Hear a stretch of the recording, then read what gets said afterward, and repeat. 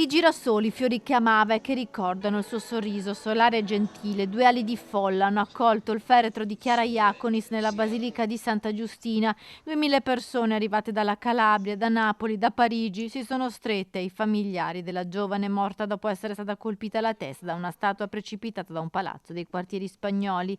La bara, accompagnata da papà Gianfranco, mamma Cristina e la sorella Roberta, che la accarezzano con dolcezza, e dal fidanzato Livio. In chiesa l'omelia di Don Carlo Cavallina è un inno all'amore, unico balsamo in grado di alleviare il dolore di una morte senza senso. L'amore che noi abbiamo per Chiara rimane, anzi diventa più grande.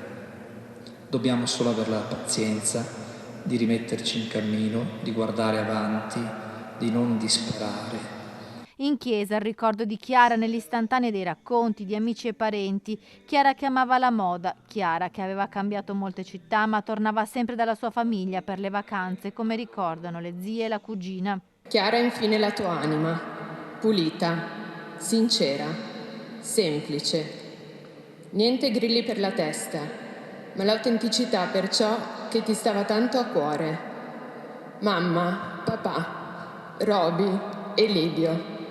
Veglia sempre su di loro e su tutti noi, nostro angelo custode. Chiara nell'amore immenso del suo Livio, che le era accanto nel momento della tragedia. Ho un vuoto dentro di me, ma allo stesso tempo mi ha arricchito. Mi ha dato molto di più di quello che mi è stato tolto. Sono felice, proprio come eri tu, mentre camminavamo insieme per strade di Napoli, tornando nel nostro nido d'amore a Parigi. E fortunato per averti conosciuto questi ultimi 2 anni della mia vita.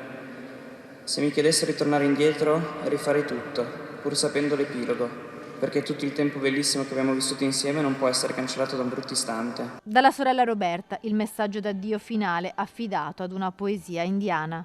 Quando sarò andata via, allora lasciatemi andare. Lasciatemi andare via. Ho tante cose da fare e da vedere. Non piangete quando pensate a me. Siate grati per gli anni bellissimi che vi ho dato con la mia presenza.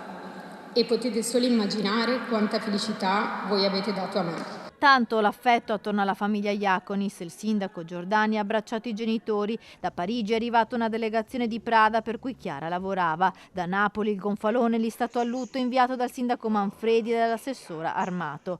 Al papà è stato donato un quadro con il testo della canzone scritta per Chiara, melodia che ha accompagnato l'uscita del feretro verso il suo ultimo viaggio.